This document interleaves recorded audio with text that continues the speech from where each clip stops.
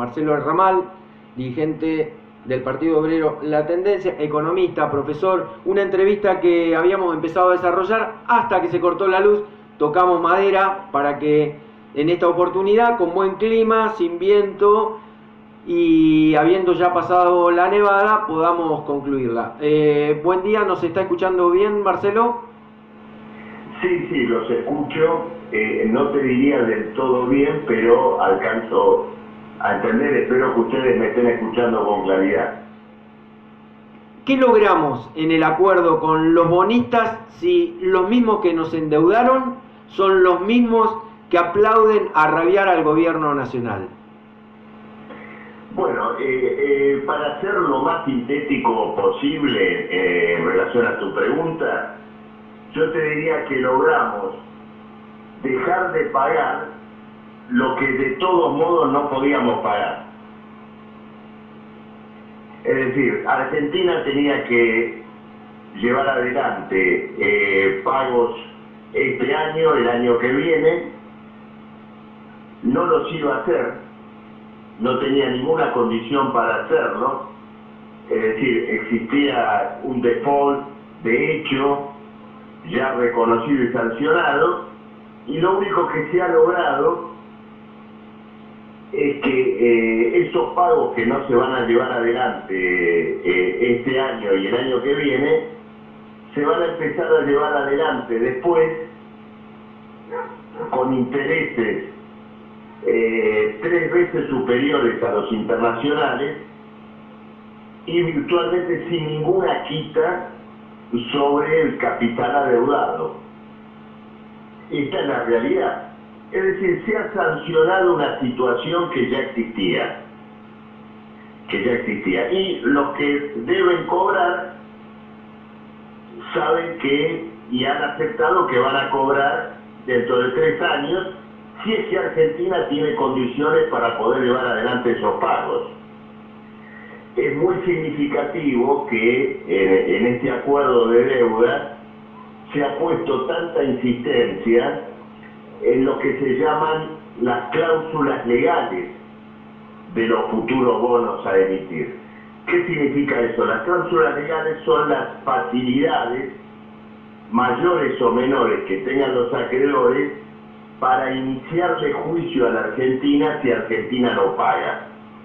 Y el punto que no se había resuelto y que finalmente se resolvió es que Argentina concedió esas facilidades.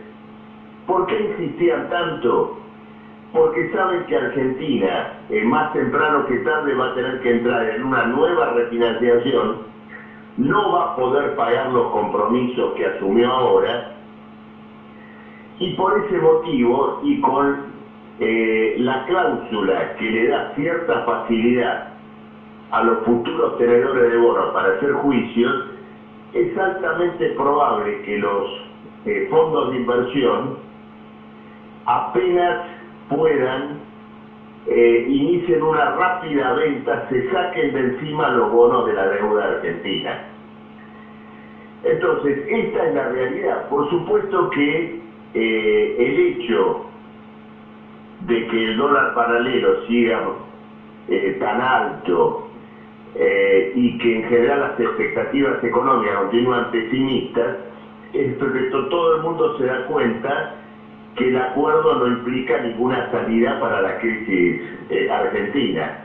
Por otra parte, ahora comienza una nueva negociación que es con el Fondo Monetario Internacional, y esta negociación ya tendrá otro carácter, ya que para poder postergar pagos de deuda, el Fondo Monetario va a exigir un programa económico, y el punto central de ese programa económico va a ser una reforma jubilatoria.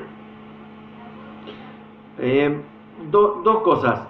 Decía que los intereses pactados no son lo que... ¿Qué se conoce del acuerdo? Porque hasta el anuncio de Guzmán decía que habían sido pactados con un 3% de interés. ¿No ese es el interés pactado?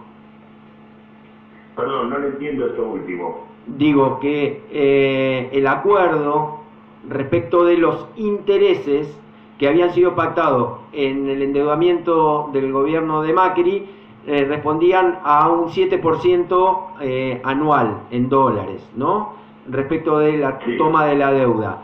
Digo, el logro de Guzmán es una quita muy pobre o pequeña del capital, pero el cambio de los intereses a casi menos de la mitad. ¿Eso es así? Sí, ocurre lo siguiente, este logro hay que relativizarlo porque al mismo tiempo bajaron las tasas de interés en el mercado financiero internacional. Actualmente nadie toma dinero, nadie sabe qué hacer con el dinero, la tasa de interés actual es del 0%, y entonces hoy una tasa del 3% implica, digamos, una prima muy superior a la tasa de interés internacional. Cuando Argentina contrajo deuda al 7,5%, bueno, los intereses internacionales estaban en el 2,5 o 3. Entonces, Argentina logró una reducción en proporción a la caída general de la tasa de interés internacional. ¿Me entiendes? Clarísimo. Marcelo, ¿por qué desde la época de el juicio a la deuda externa, bueno, se me fue ahora el nombre de la persona mayor, del juez Ballesteros, de Alejandro Olmos, ¿no? Desde aquella época no podemos discutir la integración de la deuda, o mejor dicho, claramente la separación de la deuda legal a la ilegal. ¿Hay ilegalidad en la deuda que tomó Macri? ¿Se puede ilegalizar esa deuda tomada? Mire, ocurre lo siguiente, hay muchas cosas que son legales, pero que son confiscatorias. Es decir, que haya cosas que estén respaldadas por una ley, no significa que no sea igualmente confiscatorio. Es decir, mañana sale una ley que eleva la edad jubilatoria obligatoriamente a los 70 años y será legal, porque es una ley, pero será una violación de los derechos adquiridos por los trabajadores que iniciaron su vida laboral pensando que se iban a jubilar a los 65 años. La deuda es un mecanismo confiscatorio, aunque venga envuelto en disposiciones legales, incluso internacionales. La clave de la deuda es crear una suerte de compromiso a perpetuidad, porque los países endeudados no pueden cancelar ese compromiso, y asegurarle a los acreedores un flujo regular de intereses que obligue a reforzar la carga del endeudamiento periódicamente y a ordenar su política económica de acuerdo a las exigencias de los acreedores. Es decir, la deuda pública externa es una suerte de hipoteca sobre la política económica futura de un país, porque eso es exactamente un título de deuda. Es decir, cuando alguien tiene un título de deuda, no tiene un pedazo de la Argentina, tiene una promesa del Estado argentino para pagarle un rendimiento a cuenta del futuro presupuesto nacional. Entonces, este es el carácter que tiene el problema de la deuda como mecanismo confiscatorio. Por supuesto que está al servicio de un mundo que ha entrado en una crisis completa, profunda. La insolvencia de más de 40 estados nacionales respecto de la deuda que tiene es completa, y bueno, la exigencia de seguir con este compromiso a perpetuidad va a llevar a la barbarie social y a la esclavitud financiera a buena parte del mundo. Bien, es clarísimo respecto de una legalidad no implica una legitimidad. Por supuesto. Pero concretamente, renegociar con los bonistas es darle más viso de legalidad a la deuda que debería al menos ser cuestionada. Digo, no pasó por el Congreso el proceso de endeudamiento. Bueno, claro, en eso estamos de acuerdo. Lógicamente, la renegociación legitima todo este mecanismo. Es decir, una deuda que incluso aparecía cuestionada hasta por episodios recientes y muy graves, como el hecho de que teníamos funcionarios como Caputo, directamente vinculados con los fondos de inversión a los cuales se les pedía la deuda. Bueno, todo esto le dio un carácter actual y completamente delictivo al proceso de endeudamiento. Esta refinanciación legitima las operaciones económicas del macrismo contra el país. Clarísimo. La segunda parte de esa misma pregunta es si hay más de 20 países en estado de insolvencia, ¿cuál era la necesidad y la obligación de cerrar con estos bonistas a como dé lugar? No, ocurre lo siguiente, la obligación desde el punto de vista de los intereses del país, de la mayoría que vive de su trabajo, ya les digo, nada cambia porque Argentina no va a pagar lo que ya no podía pagar de cualquier manera y tampoco va a recibir crédito, por lo menos durante un buen periodo. No va a retomar el financiamiento internacional. Los que sí van a recibir crédito son las empresas privadas argentinas que estaban reclamando este acuerdo para retomar un ciclo de endeudamiento. Entonces creo que ellos han sido los que exigieron y los grandes beneficiarios de esta operación de deuda. Clarísimo. ¿No es parte del proceso de fuga? Perdón, no le escuché. Digo que está claro esta cuestión de quiénes presionan y quiénes son los ganadores, digo, ¿no? De este acuerdo. Digo, pero no era parte del proceso de fuga que tomaran deudas y remitieran utilidades al exterior. Bueno, por supuesto. Esto que usted dice también demuestra algo muy importante, que cuando hablamos de deuda externa no somos del todo exactos, porque una gran parte de la deuda externa argentina tiene como acreedora a la propia clase capitalista argentina. Los grandes grupos empresarios que o tienen deuda o tienen como accionistas a los propios fondos internacionales que reclaman el pago de la deuda en Argentina. Esto explica por qué, por ejemplo, el Grupo Clarín exigió durante semanas y semanas que se cerrara el acuerdo de deuda, porque tiene entre sus acreedores a uno de los fondos internacionales que estaba negociando contra la Argentina. Clarísimo. ¿Qué expectativa tiene digamos, de resuelta esta parte de, entre comillas, la deuda externa de los ganadores del sistema sería, prácticamente, ¿no?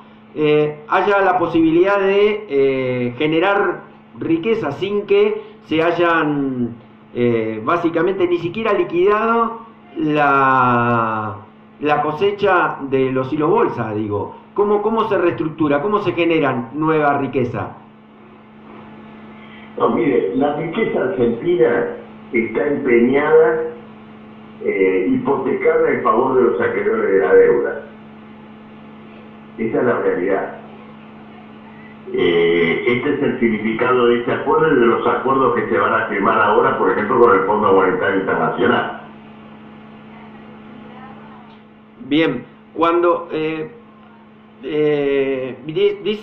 dice un viejo dicho que cuando la limosna es grande, hasta el santo desconfía, ¿no? Y sin llevarlo mucho a la religión, las caricias, la presión del Fondo Monetario para impulsar a los bonistas, los pulgares arriba para el gobierno nacional del fondo, ¿es un cambio o digamos, o en la limosna? No, y sin duda que el hecho de que la presidenta del FMI haya saludado este acuerdo, ya en sí mismo es un juicio sobre lo que significa. El Fondo Monetario saluda el acuerdo porque al liberar compromisos de pago en los próximos 3 años, permite que el Fondo Monetario exija que al menos una parte de lo que Argentina le debe al fondo se pague en los próximos años. Es decir que seguramente ya se han puesto de acuerdo los bonistas y el FMI respecto de cómo van a encajar y organizar sus acreencias contra la Argentina. Y por eso fue el propio FMI el que presionó al gobierno argentino en las últimas horas de la negociación para que acepte las últimas condiciones que le habían pedido los bonistas. Bien, estábamos en default, pero la realidad es que se han seguido realizando los pagos en el traspaso del gobierno de Macri al gobierno de Fernández. Sí, por supuesto. Argentina ha pagado deuda, lo que no ha pagado ha quedado incluido en el acuerdo, bajo la forma de intereses devengados. Es decir, que todo el peso de la deuda que se contrajo bajo el gobierno anterior ha sido reconocida en esta ronda de acuerdos. Bien, por último, ¿cuál es el rol de China y los swap en esta, si hay un equilibrio de balanzas o salimos de Guatemala y nos metemos en Guatepeor? Perdón, no le entendí bien la pregunta, discúlpenme, pero no lo alcanzo a entender del todo bien. Bien, digo, ¿cuál es, siendo la última pregunta, cuál es el rol de los acuerdos o el equilibrio de China en todo esto con los swap que están en el banco, el Banco Central? Ahora lo entiendo. Bueno, el tema de los swaps está fuertemente ligado a la marcha del comercio con China. Esto quiere decir lo siguiente: si Argentina no accede a ciertas operaciones económicas con China, estos movimientos de divisas incluso ni siquiera se van a poder realizar, porque forman parte, ¿no es cierto?, de una operación contable más general, donde aparece, digamos, lo que Argentina le puede comprar a China. Es una especie, una suerte de cuenta corriente. De todas maneras, por el tamaño que tiene, no inciden los grandes números de la Argentina. La Argentina en este momento no tiene, más allá de los meses de liquidación de la cosecha, una balanza comercial suficientemente alta como para poder financiar una reactivación económica con recursos propios. Y esto no se resuelve con los swaps de China, indudablemente. Bien, sí, hasta acá el tema de la deuda externa. Bueno, si nos quiere contar a nuestra audiencia qué es hoy el Partido Obrero La Tendencia.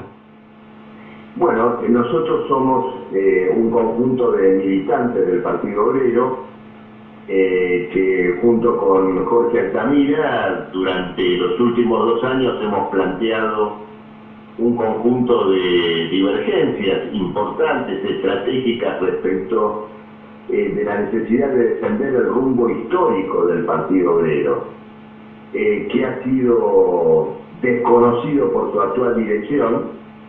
Esa situación llegó incluso a la expulsión de 1.200 militantes. Nosotros nos hemos agrupado con ellos, reclamamos ser reconocidos como tendencia dentro del Partido Obrero y seguimos adelante en nuestra lucha, organizados y peleando en el movimiento obrero y en todo el territorio del país. Bien, Marcelo Ramal, dirigente del Partido Obrero La Tendencia, muchísimas gracias por esta comunicación telefónica. No, por favor, les mando un abrazo grande. Abrazo. Adiós.